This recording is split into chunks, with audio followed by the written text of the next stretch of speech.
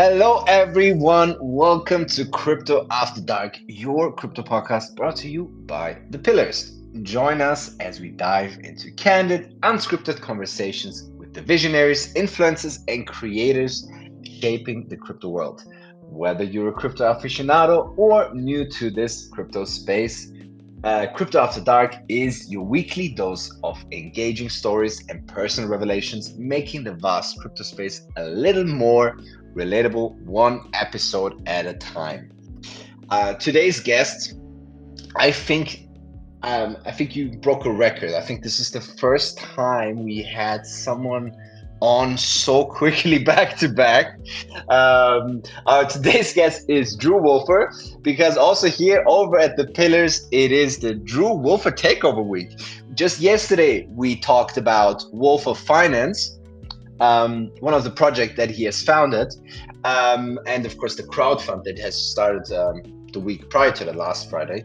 And today we have the Crypto After Dark, and next week we have to finish off the Drew Wolfer Takeover Week.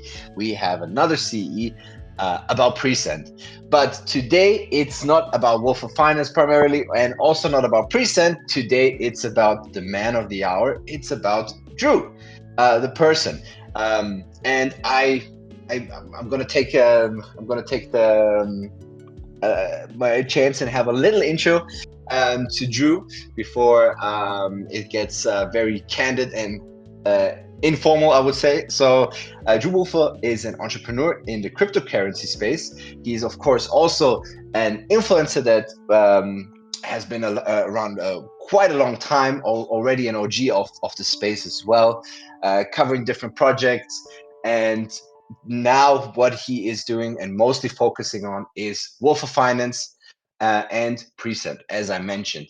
Wolfer Finance is a project that strives to be a cryptocurrency crypto web-free conglomerate, starting off as they already have like nodes, and then developing the business to crypto mining, to real estate, to basically a bunch of stuff, and everything is moving through crypto, basically offering people an investment opportunity through the crowdfund on Akemona. And the other project that he has founded is PreSend, which is a proprietary software, patent pending, that helps people to secure their wallet and don't do any fuck ups on when sending transactions. Today I'm allowed to curse, so that's good. But anyways, I think that's enough for me, and I want everyone to also jump into the community questions channel and ask away. This is your time to ask all the questions you always wanted to ask, Drew. And yeah, that's it for me. I'm gonna jump off the stage. Thank you. Thank you very much, David. Wonderful intro as always. Drew, how's consensus? Are you still there? Are you currently in the building, or are you guys doing something else at the minute? No, we're not in the building. It's nuts here, man. Basically no sleep until you leave. But yeah, it's been fruitful, man. We talked to dude, like there's a lot of we'll just put it I don't want to say too much because the crowd funds are open, so like I don't want it to look like I'm meddling and like trying to hype things. But yeah, I mean, there's a lot of interest in PreSend. We'll just say that everybody understands fundamentally from the fundamental perspective what PreSend is and does, like the exchanges, the wallets, the payment platforms that are here. They all get it, and they're like, "Wow, actually, you're right. This is a real problem and it's a real solution and it's needed, and there's no way that we can do it without something like this." So there's a lot of interest in that. And then also there's a lot of interest from PE and venture capital. So a lot of like kind of higher level investors are looking at it, which I think they understand it a little bit more than retail does. Just Right. because retail is like, I don't think they necessarily drill into the tech as much because they can chase 100x meme coins, and venture capital doesn't care about any of that stuff. So they're looking for things that they are like, a venture capital company is going to look at something that's like, okay, can this be a 9-figure business? Can this be a 10-figure business? Can we take this public in 5 years from now and make some real money off of it instead of, making a 100x on your meme coin that you bought with $10, right? So yeah, these guys are Right. looking for real money. Great, and I mean, that sounds exciting, and it must be exciting for you. Had you told your day one on YouTube self that you would be at consensus with a product that people were getting excited about, you were excited about, was getting a lot of interest, would you have believed him back then? I mean, I know you're driven, of course, and we've discussed that, and we're going to get into how driven you are. But would you have believed that you would be in this position in 2024 if you had told that younger person then where you'd be? If I would have told me that, I would have believed it because I believe all the things that I say, I think. And I see, like, I kind of speak things into existence a lot. But if someone Mhm. else would have told me that, just because I'm really headstrong, so like I will will myself into whatever I need to. But if somebody else had told me that, I would go to my trademarked phrase and ask them if they were smoking crack. So I wouldn't have believed it. Right, fair enough. Um, Tell us about your journey. How does a young Drew Wolfer even find crypto, let alone get into crypto enough that he wants to start covering it on YouTube? Yeah, man, that's a good question. I honestly don't even okay, so the first time I was actually introduced into crypto, or the first time I was actually introduced to crypto was back in 2010, believe it or not. I knew this dude in California, and he was telling me about Bitcoin and all this stuff, and I was like, I don't get what that means, but okay, great. You know, I was young, man. I was at that point I was like 20 years old, something like that, 2021. Mhm. And so I didn't really understand it. And you know, that was before all this boom happened and the tech revolution started and all that stuff. But then I kind of, man, I wish I would have listened. You know, even buy $10 worth of Bitcoin back then, I'd be worth like $50 million right now or something crazy. Right. But that's assuming that I don't lose the seed phrase like everybody else from that era did, right? And totally forgot about it and can't recover it. But yeah, I got involved more in like the 2014 to 2015 range. And didn't really go too hard on it, man. I was actually playing college soccer at the time, so I really had to focus on that. And I Mhm. remember the first time I bought Bitcoin, it was like, I mean, it was like less than $1,000. I think Ethereum, I bought it at like $100 or something like that. Obviously, did not diamond hand it. I sold it as soon as it went up a little bit because I was like, well, I could use that money to buy some soccer cleats, right? I might need some soccer cleats, so that's pretty integral to my success right now. And then kind of sat it out until about 2017 when I saw that big bull run. So then I started building my businesses outside of that once I got out of college. I went to college later than most people did. But you know, sooner I guess better late than never, right? And Yeah. man, then I started building my businesses outside of that, and I didn't really focus on crypto because I was just moving every single dollar that we made back into the business in order to scale it. Mhm. And then kind of got a little bit more free cash flow, started moving into crypto more around like the 2018 2019 range. And then I was there during the last bull run, obviously, and the previous bull run before that, but I didn't make life-changing gains because I didn't have life-changing money in it at that point. And you know, I was Right. exposed to maybe a few $1,000s, 10 grand, maybe a little bit more. But yeah, and then now I don't know, man. I'm not necessarily. I've always been kind of like a provider and not a consumer. I've not necessarily Mhm. usually been an investor. I've been more of a builder, right? I would rather. I saw crypto as more of a I could build in this space rather than I can invest in this space, and I like to kind of keep it under my sphere of control if at all possible, because you don't know, like when you're investing in companies, I always say this: companies are people, and you don't know those people for the most part. And if they have storied track records, that's great, but not a lot of people come with storied track records, and not a lot of people you even know who they are. So yeah, I usually don't tend to take chances with my money and the way that I provide for my family, you know, my wife and Of my course. kid and stuff. So yeah. Of course. It's interesting that you mentioned that you got into college late. I mean, it's nothing to sniff at that you still graduated with a 3.93. Is that right? Did I read that correctly? Um, Yeah. which is an incredibly good score. And it's testament really to your willingness to kind of dig yourself out of uncomfortable situations perhaps, or difficult situations, and really buckle up. And you appear to, from what I've read anyway, have had a moment in your life where things were a little bit tough, things were a little bit difficult, um, and again, I'm not going to be mentioning anything that isn't public record, so people can go and read this quite openly. So I'm not going to be pulling any wild skeletons out of the closet. But there was a period of your life that was quite difficult, quite tough, and you were able to drag yourself not only out of that, get through it, but then decided, right, actually, I'm going to turn my life around, not just a little bit, but quite significantly. I'm going to get into college on a scholarship. I'm going to graduate with a very high score, and then I'm going to go on to be not just a successful businessman, but also a YouTuber, someone who's considered an opinion leader in this space, and someone with a bit of notoriety, especially in the DeFi realm that we kind of roll around in here. But what was that first period like for you? What lessons can you draw from that period of time in your life that was quite difficult, and perhaps you were making decisions that weren't going to lead you to where you are now? 100%, man. I wouldn't take anything back that's ever happened, because one thing I can say is every moment of your life leads up to this moment of your life, right?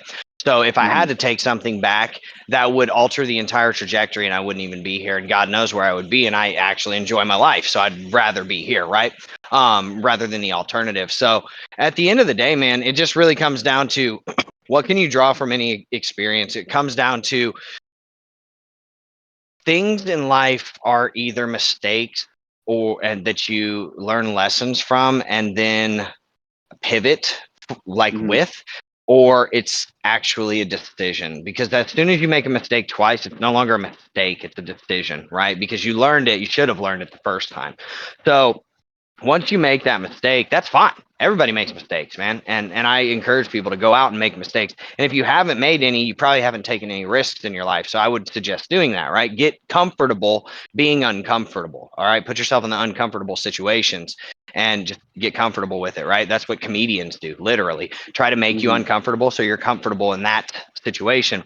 And so I have a very unique ability to adapt to pretty much whatever situation that I need to, and that was not like God given. That was taught through just terrible things that have happened, great things that have happened, periods of your life that are, I didn't have a silver spoon, man. I came from the mud, and I put myself here, and through the experiences that I went through the people that I learned from, and I'm not self-made, and I'll never say that I am, because at the end of the day, there was hundreds, if not thousands, of people that had to come into my life and help me get here.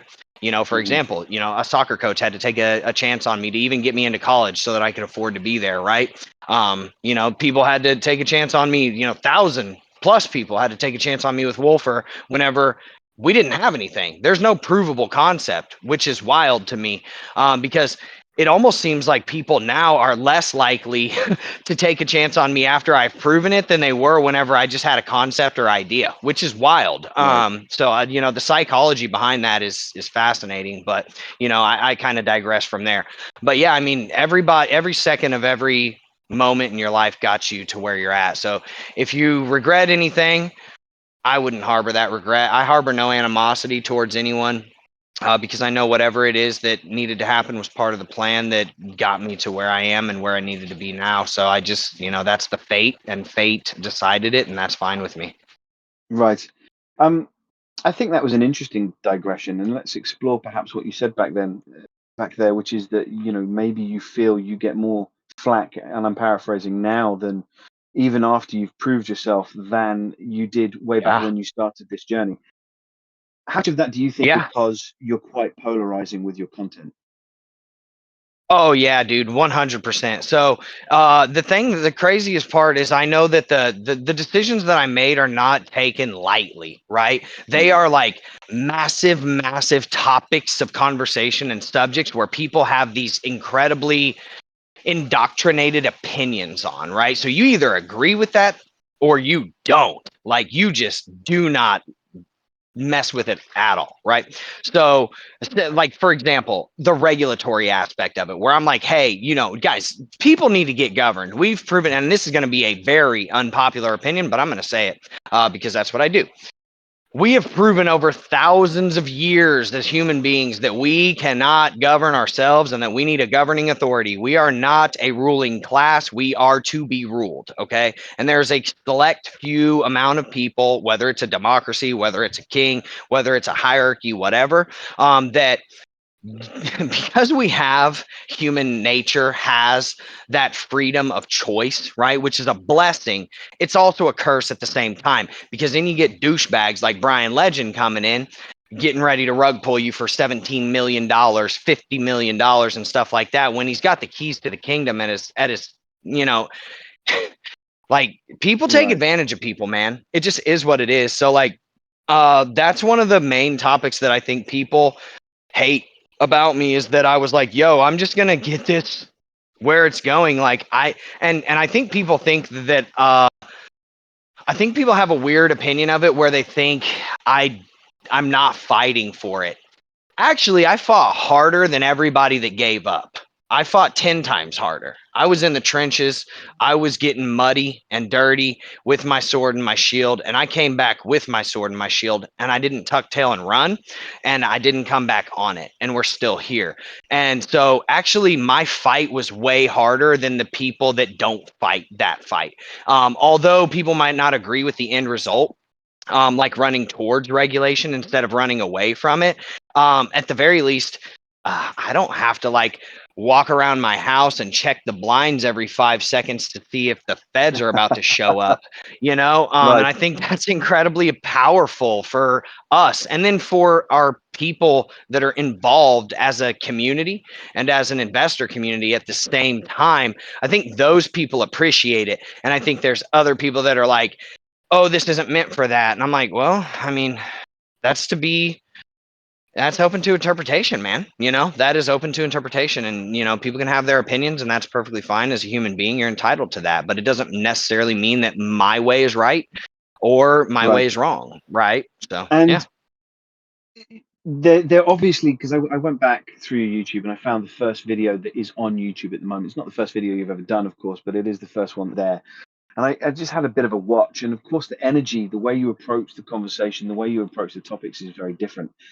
At Was what it Thor? stage it thought? It might have been. Let me just double check while I'm speaking.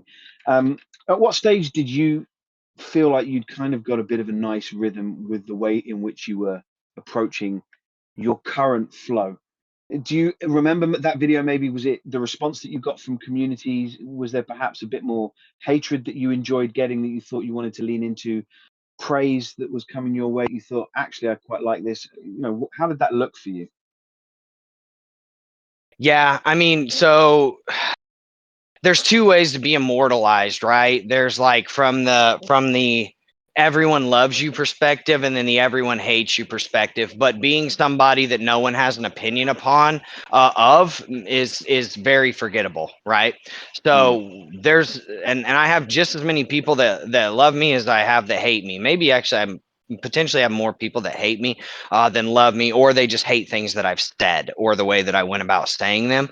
So my first YouTube videos, I think, were like, I was like very rigid and didn't really know what I should do on screen. I didn't know if I should be like, you know, when you're starting up filming, and then you've got like these microphones and they're all like these professional expensive things, you don't really know if like, if you start yelling and getting like wild and raise your voice or whatever, and you start, you know, you don't know if, I don't, at least I didn't, whether or not the mic was going to like kind of like spaz out and make the audio all crap. So I just kind of talked like in a regular voice and didn't really get right. animated like I am in real life. Same thing with my movements, right? I just kind of stood in the same place. Maybe I'd have a prop or two every so often. But then once I started to figure out, like, okay, the mic is intelligent enough to pick up when I'm, you know, raising my voice and projecting, and that the camera isn't going to blur out whenever I'm like doing a bunch of hand signs and stuff like that. That's where I kind of hit my rhythm, and I was like, okay, I can really be me. Because at first I was like, I felt rigid, and I was like, I don't like this at all. But yeah, I immediately got, I think, dude, even my first video, which is terrible because you don't like, it set me up for this weird expectation, because my first video on Thor got like 1,000 views in like the first like 4 hours, and I had 0 subscribers. It was my first video I'd like ever done. And Right. I was like, oh wow, YouTube's easy, you guys all suck, right? And Yeah, it's not like that. It's not that easy. It was just because I hit the right community at the right time and I said the right things and my title said the right thing. And yeah, And so it took off. Yeah. I mean, it yeah, it was, took yeah, off I'm from just there and looking then I now. just doubled down. Well, great, and good on you. Thor Financial, you're right, and I can see that there are a good few. And then it was Titano. Then you went after Titano a little bit, and that got some good views. And then it started to taper off a tiny bit. And I can imagine Yeah. that's a difficult period actually when you have this immediate success, and then start to realize, oh, it's not going to happen all the time. How did you? Again, I already mentioned this earlier, and we'll talk about that now.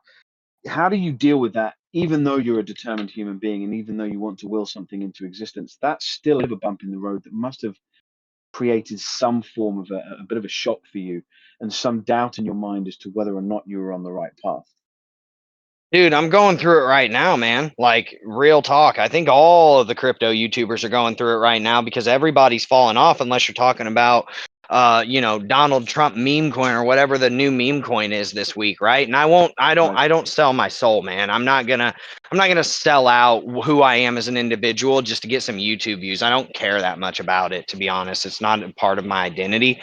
Mhm. But yeah, it's you just got to accept it. You just got to make peace with it. Like at the end of the day, I know that for my core people, I provide good content. At the end of the day, I know my stuff is well researched, and I'm bringing facts to the table, and I'm not representing anything as a material fact. And if it's like my opinion or something like that, um, you just kind of got to take the good with the bad, dude, and you just keep progressing. You know, it's just like any other thing in life. You know, you pull your I don't know, you pull your quad or something like that in soccer, you know, and you got to keep training, bro. You just got to trust the Right. process at the end of the day. And yeah, I mean, it is frustrating. I'm not gonna lie, it's very frustrating because you put in a lot of work, man. But another thing is that my stuff kind of it fell off right around the time that we were doing all this regulatory stuff and you know, and rightfully so. A lot of my time was taken up by doing that because that's not an easy lift. I don't care what anybody says. If they say that that's an easy lift, they're either too stupid to realize it or they've never done it and they're not going to give anybody any credit for it either way, right? But my Mm. point is that whenever that was all happening, I kind of had to take a step back and think about like, okay, my no one is agreeing with me right now and they won't agree with me until I accomplish this, right? And they're all going to go back and try and they're going to come up with every excuse that they can to essentially hate me, right? Oh, you haven't paid this out. Oh, I don't like the fact that you've got this locked up because you're in this legal process and blah blah blah. I don't care. I don't believe you, right? And all of these things. And I was like, okay, I had to pivot my content to basically fit that mold because you know they're points that people make to a certain extent are valid, like oh hey, you're you know talking about this project and you're calling them a scam and calling them out and saying oh they're not doing this or not doing that and not paying out, but you know you haven't either yet. And I'm like, hey, valid point, I'll stop doing that. But as soon as I satisfy that qualm, I'm back to the old Drew, and that's exactly what I just did. So if anybody is on my channel now and they see the content that I've just been posting over the past, I don't know, probably week or so, they Mm. can tell that the old Drew is back because he's been Right. vindicated and he's ready to rock. And nobody can really say anything except for the dumb stuff that they were saying previously, things that have happened, you know, 15 years ago, or you hate my braids, or you think that I have a big head, or, you know, I don't know, just stupid stuff that I personally don't care about. Like, you don't like my personality. Okay, perfectly fine. You don't have to watch the videos. It's no big deal. You know, dislike the video if you want to. It doesn't matter to me. It's no sweat off of my back. But yeah, so you Right. kind of have to like pivot and stick and move with whatever it is that you're being served up, man. You know? Of course, it's interesting. Certainly, with the approach that you've taken, I think a lot of people will find you polarizing because you don't fit into that information bias that people are seeking. A lot of questions, especially when we speak to people who create content, is, well, you know, how do you deal with leading people's opinions, and how do you deal with the fact that people will follow you into a trade, and then if it fails, people get very upset. Slowly, that's starting to change, and I already know that someone like Austin, for example, who's listening now, will go into various spaces and tease people actually about their following someone blindly into a trade. But someone like yourself, who is often attacking actually the people that have failed at projects and have rugged, it creates that interesting polarizing character, and it makes it even more interesting that you're now bringing a project into this space. Do you ever think about how your content or your style of content might hurt the progress of Wolf of Finance and PreSend, or was that never even a factor that occurred to you? No. So the thing that I thought, yes, I did. Do I think that it's going to? No, because I have put in place the safeguards now. Is that a valid point to make? Absolutely, man. Because had it gone differently, you would be absolutely right in making like a statement or an assumption like that. Not that you're making a statement or assumption. Obviously, it's a question, right? But some people were making statements and assumptions like that, and I was like, and if you think about it, right, I actually validated that with the way that I pivoted my channel to, okay, yeah, we'll talk about Polygon, we'll talk about Avalanche, we'll talk about top 10, top 100 coins, we'll talk about new projects, we'll give some of these guys, because one of the qualms that people were like, they're like, you don't ever give anybody a chance to defend themselves. So I did. I gave people a chance to defend themselves. I said, cool, come on, we'll do AMA on my channel. No one took me up on the offer, right? Gave Wolf Capital the chance, gave my old pal Brian Legend the chance, gave every other project the chance to come on my channel and refute it. But the problem is that they don't want to come on and refute their Ponzi whenever you basically murked them with mathematical facts, dude. There's no competition here. Like, I'm not gonna bring something that I can't prove to the table, and I think that's the good news for Wolfer and PreSend is that at this point, through me, my essential vindication of saying like doing these things, yeah, did they take forever? Yeah, but is anything in life that comes fast, is that worth having? No, it never is. So my point is that good things only come in time, and when you're progressing towards something, there's levels to it, there's steps to it, and there's things that are in your control and out of your control, right? And then you just have to trust the people and the process in order to get it done. So I don't see it as hindering anymore. At the end of the day, what I see it as now is more of, it kind of brings to the light and vindicates even more further what I've said is like, man, these guys all suck, and I've built a better model over here. And maybe pay attention to the things that I call out, because I did at first. Absolutely, I was doing it for the right reasons, man. I can't necessarily say that I don't have an ulterior motive at this point, because obviously, like, getting the eyes on from those projects, and then and basically, breaking their business models down and making them look bad or fundamentally unsound, would get the eyes onto Wolfer and PreSend. And I think that from an investor's perspective, if you look at that, that's actually some pretty high level marketing right there that I don't think a lot of people think about and give me credit for. But I don't do it for the credit. I do it for the betterment of our companies and the people that are involved. And then secondarily, if you're looking at it from that like outside perspective, from the high level, like the bird's eye view, it kind of vindicates Wolfer and PreSend even further, because we're like one of the only ones still left standing at this point. Right. It's an interesting admission, and I can understand why you would admit, and rightly so, that you would want to draw eyes from projects that fail and that don't do things correctly, and draw them onto what you're doing, because you stand by what you do, and you believe you have the chops to be able to run it in the right way. One of those that we didn't mention this particular project yesterday, but I will mention them now, and I'm sure there's going to be a couple of people whose ears will prick up the second I say Warfi. Warfi has just recently had a catastrophic failure. And when I get the opportunity, and I'm sure I will, to speak to Jason directly, I'll say the same thing to him directly that I will now, which is that I just think it was utter woeful ignorance and an appalling management style at the top that caused this catastrophe. Do you see it like that? Do you, when you see projects like that, have any element of empathy or sympathy for the people that are sitting at the top? Because I have some empathy for Jason, although I can't excuse, frankly, the stupidity that went into some of the decision making. Or do you think actually this was always the plan from the set? This is the direction he was headed in, and it was always bound to happen. No, I have empathy for Jason. Did he make, some terrible decisions? Absolutely. Have we all made terrible decisions? Absolutely. So, to throw he who is without sin cast the first stone, right? And I know people will be like, "Oh, but you always talk about people." Yeah, I know I talk about people, but I also don't like the point is I'm using it as a very key level marketing tool. At the end of the day, whenever I'm sitting at my dinner table with my wife and my son, I'm not talking about these guys, man. They're so irrelevant to my life. It's a very strategic thing, and I've been doing it since day one. But I do think that yeah, this is a tough one because, like, as much as I want to be not critical, I have to be critical, right? So there are frameworks for this, right? Set up a company, dude. Get some lawyers, dude. You're making all this money, right?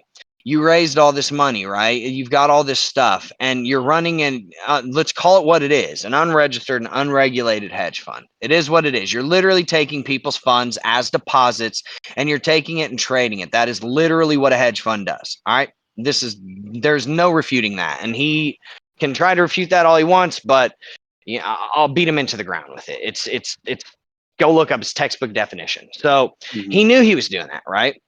And he knew he was doing that from South Africa. If he was doing that in America, and there's people that are doing that in America right now, but here's the thing: doesn't matter if you're doing it in America or not. If you allow American citizens to invest in it, you're now under that jurisdiction. Doesn't matter if you live on the moon, dude. They're coming for you, right? So my point is that there's safeguards and things that you can put into place, like from day one, Wolf for Finance has been an incorporated company. From day one, PreSend has been an incorporated company, and we filed our provisional before we even filed the incorporation papers.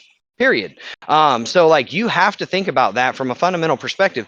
Where am I going? How do I safeguard this? How do I look legit in this space? And it can't just be, oh, I'm out here and I'm doxxed. Dude, that is the dumbest thing I've ever heard. And I'm just going to come on record and say it now. Doxing is literally the stupidest thing I've ever heard. I come from the traditional business world. Every single one of my suppliers, every single one of my retail clients, every single person I did business with, they have my cell phone number, dude. We're not sitting here like, oh, I'm James crypto banger guy with a fake profile name and picture. There should not be a thing. Like in this space, I don't care, like, because it opens the door for people to do stupid stuff. And I already know the argument people are going to say, oh, well, dox people will rug people too. Well, yeah, dude, people will go in and rob a store with no mask on too. You know what I mean? People will go in and rob a store with masks on. It doesn't matter whether their face is visible or not. If they're a fundamentally bad person, they're a fundamentally bad person. And are you a bad judge of character for investing in them or believing whatever BS it was that they were spewing to you? No, but you did believe that, and you have to take ownership and advantage, or you have to take ownership and accountability of that. And at the end of the day, give yourself the best shot at not being like these things happening. Like, why is there no business, dude? Why are there no licenses? Why is there no corporate structure, right? I don't know, man. Why Like, I wasn't could there, do go you on think? for days about It's all a this stuff. no, and great. I've got days, so buckle up because we'll be here for a while, I hope. No, but why? I agree with you. Doxing doesn't mean anything. It doesn't mean anything unless you've got the safeguards that sit in the background that protect people from eventualities such as the one that's just happened with Warfi. I'm totally with you.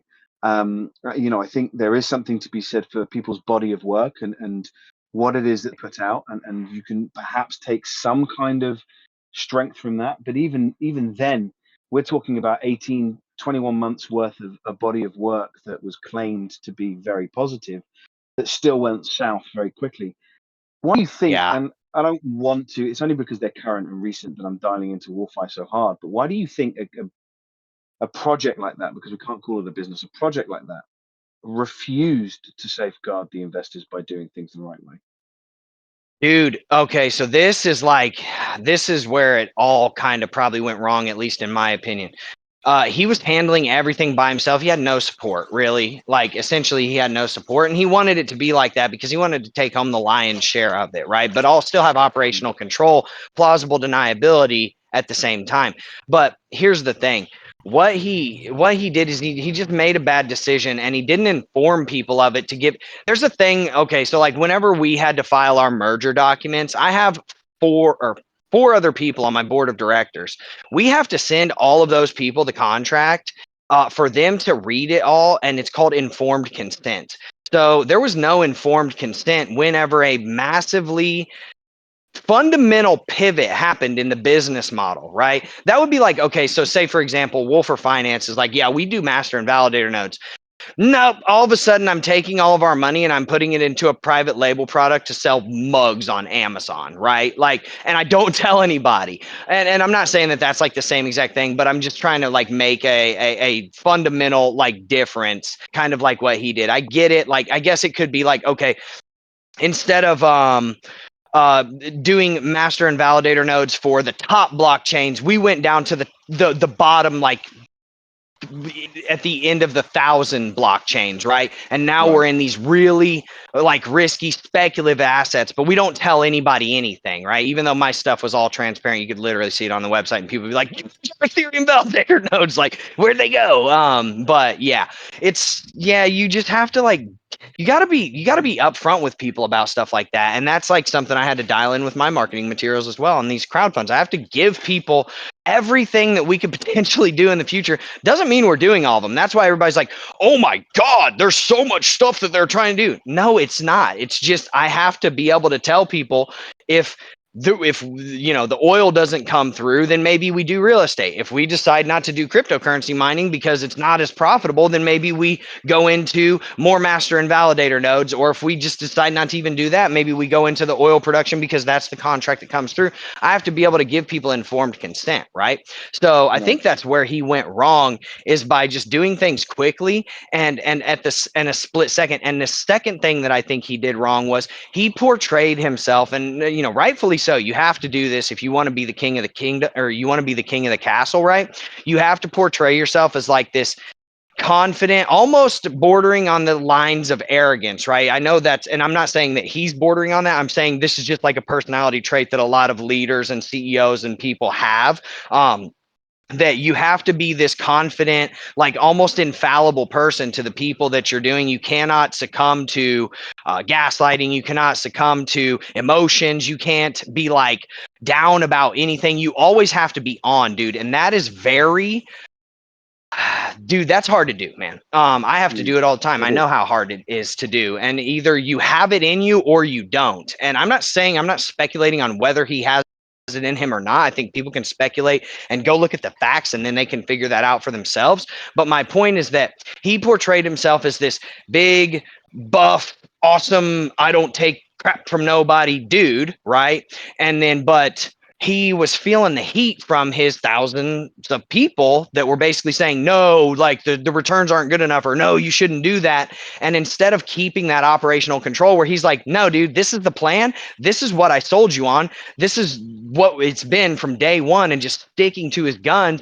He pivoted because he was tired of people saying, oh, the returns aren't good enough, or shiny jackal saying, hey, I got to take 2 months off because I'm trying to dial this in for you guys, right? So instead of just waiting and understanding that, like in the case of Wolfer Finance, dude, I just sit here and wait for a year and a half. And you know how much I got badgered and berated, and so many people were like, dude, you suck. And I'm like, I don't care. This is what we have to do. This is the plan. And that's what a real leader does. They'll take the arrows in the back, in the front, wherever it needs to happen in order to get everybody where they're going. That's the type of person that you need leading you, not somebody that you can just bend and mold by just making a bunch of noise in a Discord, dude.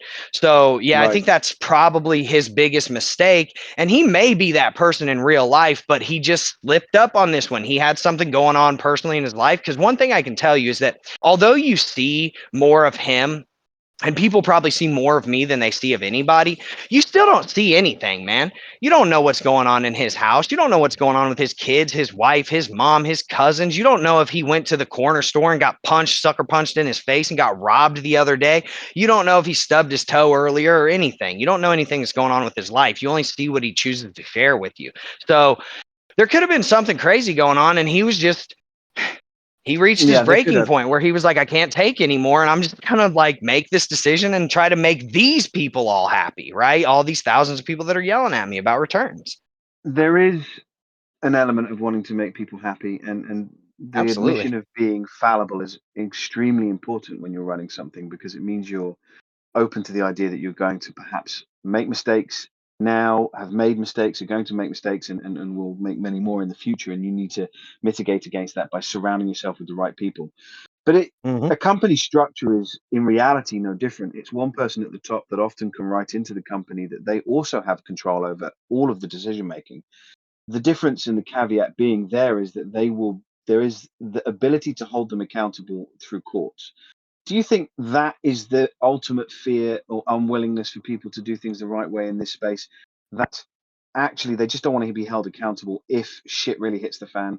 Is it that there is at the back of their minds, I'm going to fail or I'm going to run away with the bag? I mean, I know we've kind of already gone over a lot of what I'm asking now, but I'm just trying to draw the parallels with people that sit at the top of a company like yours, for example.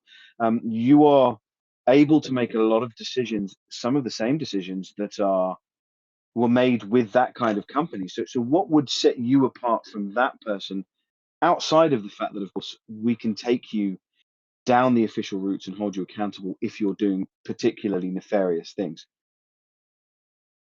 I think the thing that sets me apart, man, is I set a plan and I just stick to it, bro. I'm not gonna let anybody deviate me from it unless the situation shows that it needs to be deviated from, which is why we deviated from the way that we were operating, right? That's like it was very clear. Nobody in my investor community were like, "Oh, we need to do this." That actually, quite to the contrary, they were like, "Dude, can you not do that?" And I'm like, "No, like no. Do you guys want this to be here for 10, 20, 30, 40 years? Do you want to pass this down to your kids? Because I want to pass it down to mine." And so we're doing this, and it's a drop in the bucket compared to how long this company could be operating. So, if you have to wait a year, it is what it is. And I'm going to wait with you. And that's the other thing is, like, that's another thing that probably played a lot into it is he knew that if he had to wait for Shiny to come back, he wasn't going to be making Right, any money either. I'm gonna be honest with you, right, bro. I haven't made money since Q1 of 2023 because I knew that I had to make these pivots, and I was like, it's not really fair, So I had to wait with them, and now we're through it, and it is what it is. But sometimes you gotta take. Sometimes you got to take those hits with people, man. And I think that's what separates me from everybody else. Is I'm willing to make the sacrifices, and I'm willing to get beat up over it. But at a certain point, after I prove myself, I'm no longer anybody's punching bag, and like I'll let you beat up on me if that's what you need to do because whatever, because I can take it. But at the end of the day, once I become vindicated and I've accomplished the things that I needed to do, then I won't take that beating anymore because I'll say, hey man, look, you don't have anything to complain about anymore. We've done it. It's over. It's in the past. That's that. And I think that's just really what he needed to do was just stick to his friggin' plan, man. You got to trust your own process. If you can't trust yourself, dude, who can you trust, right? So if you really right. believe that your plan is going to work, then first off, why wouldn't you set up a corporate structure? Second off, why wouldn't you go out and do the things that you needed to do, like, or at the very least, do like, I don't know, man. There's a better way that thing could have been set up. Is my point, like because the difference in between what he was doing and what he could have been doing to make it necessarily legal. And I'm not going to sit here and act like I'm a securities attorney, but I can guarantee you I know probably 100 times more than most people because I've been through this stuff and I've been in hundreds of hours of conversations understanding all of this stuff.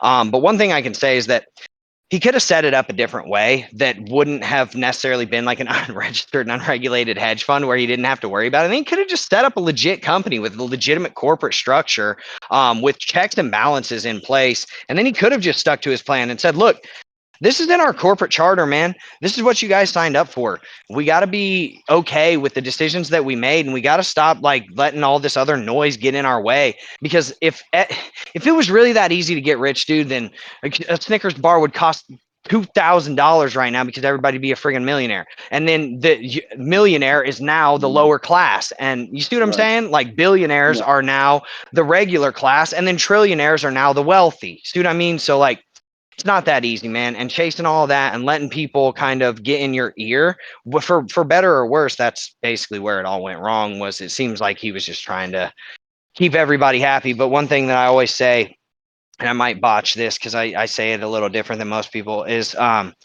you can't please everybody all the time, but you can please most people most of the time. So, you Right. know, just make peace with that, dude.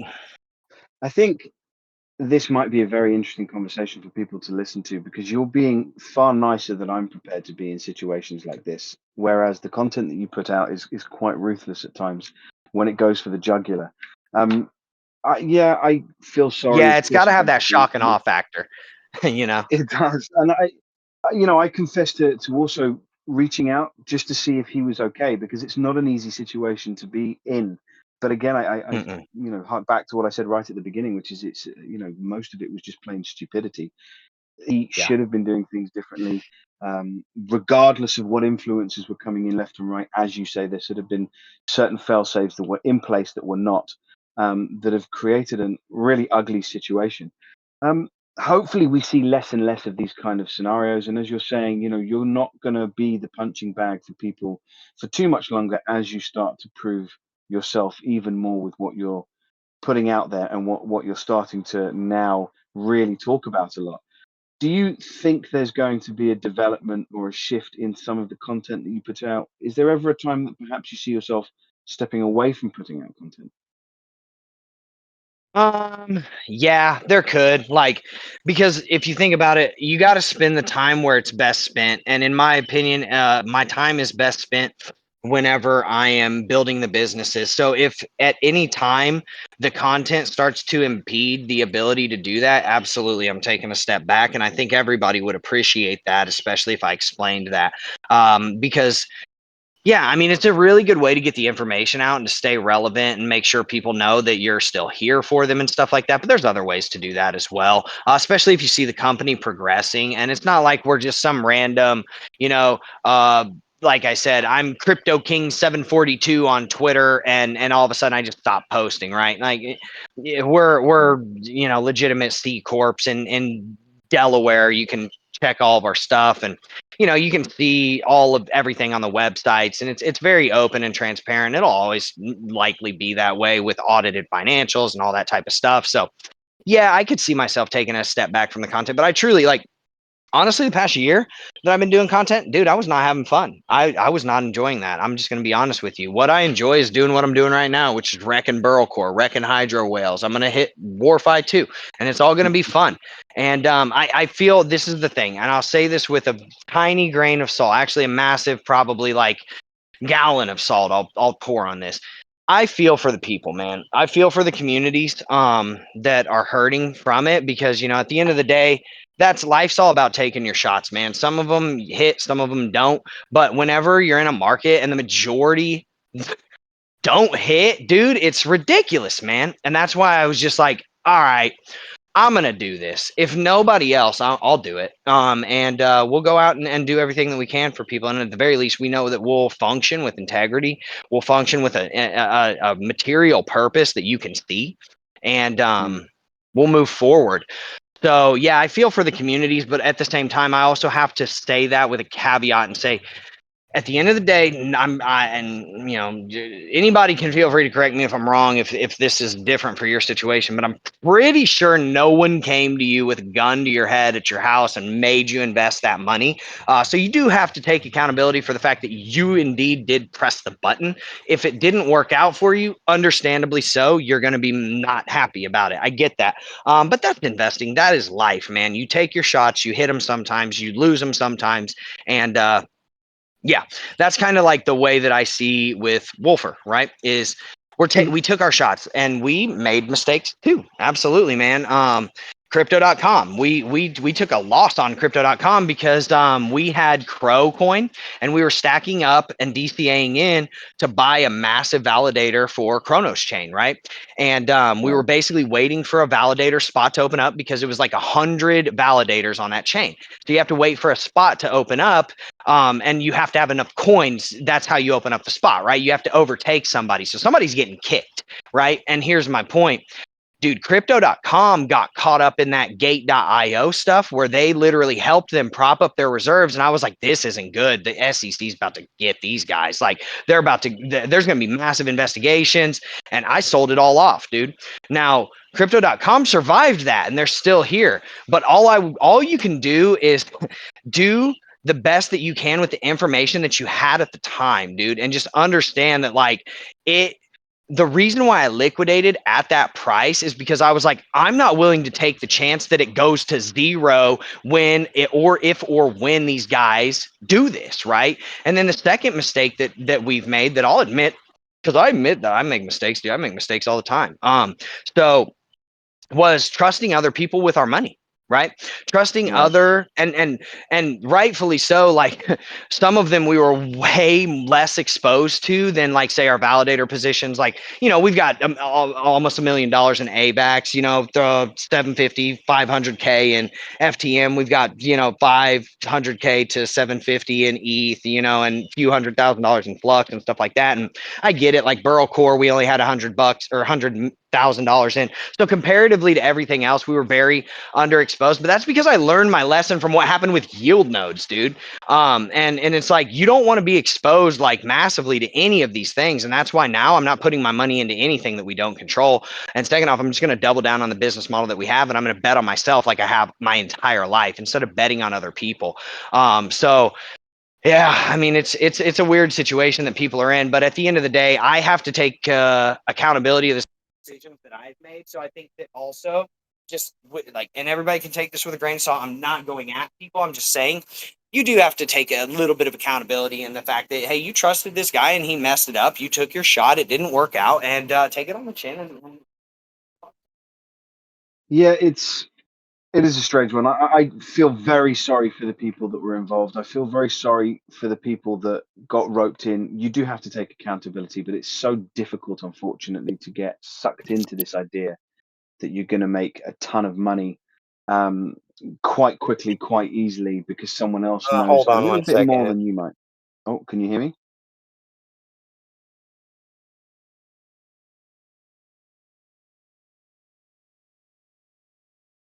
Hey, can you hear me at all? I can hear you now. Yes. Can you hear me? Oh, yes. Yeah, something happened. I'm on my phone, so when somebody calls me, I have it on Do Not Disturb. I don't know how this call came through. Sky, can you call Greg and see what he wanted? My VP or my president of marketing called me. I'm sure he wants me to go meet up with a VC or something. But yeah, my point is people got to take accountability. They took their shot. It didn't work out. On to the next one, Right. right? And I'll take the Yeah. accountability for the things that I did as well.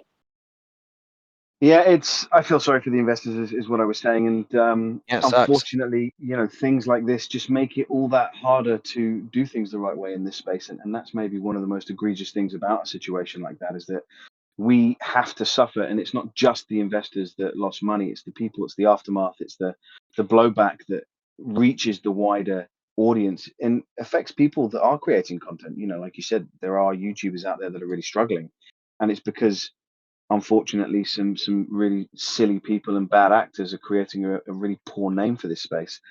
I'm aware that you've got to go. Obviously, you've got somebody calling you that perhaps wants to meet up, and making sure that you're there for business is going to be far more important than a conversation like this. So let me finish off by asking you: is there, or what is something that we don't know about Drew that you've never discussed in a Discord, you've never discussed on your YouTube channel, that people might be really surprised to learn about you?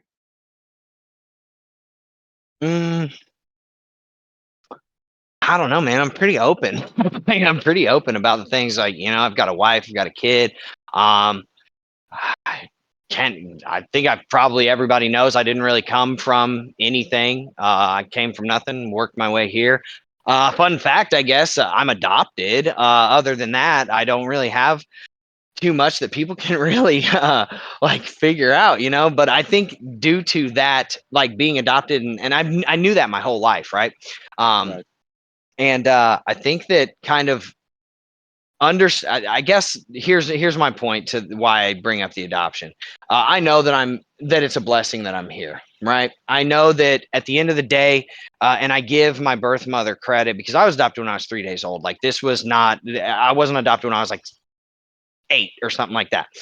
my birth mother could have just killed me, right? Because she could have just had an abortion. She could have just said, you know what? I'm 17 years old. I don't want to have this kid. But she took it upon herself to make a conscious decision to say, I'm going to give this kid a chance. I'm going to give this kid a life. I'm going to not waste this opportunity. So I kind of try to keep that in mind, and thank God I have, you know, the awesome mother that I have, an Italian mom, who took that chance on me that one day and came in and took me out of that situation. And I kind of try to remember that in the things that I do. Like I'm not there's a very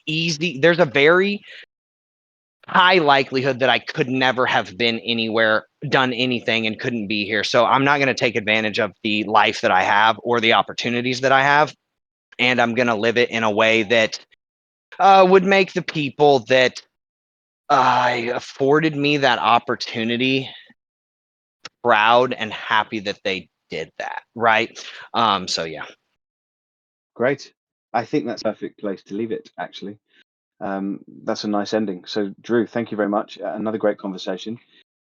Very candid. Hopefully, we can do this again at some point in the future, especially after all the craziness of the raise has passed by and you're perhaps a bit more settled. It was a really interesting chat. I enjoyed it, and I'm very much looking forward to doing the same with PreSend next week. Let's do it, man. I'm looking forward to it too. And thank you guys for everybody that showed up. Thank you for kind of letting me go on a tirade and, you know, learn a little bit more about me and what, you know, goes on in this apparently big head that everybody says is so big on the computer screen. So thanks for The having me in braided here, man. model. I appreciate you. It's a real pleasure. You have a good day, and All thank you right. very much to everybody that came to listen. Take care, guys.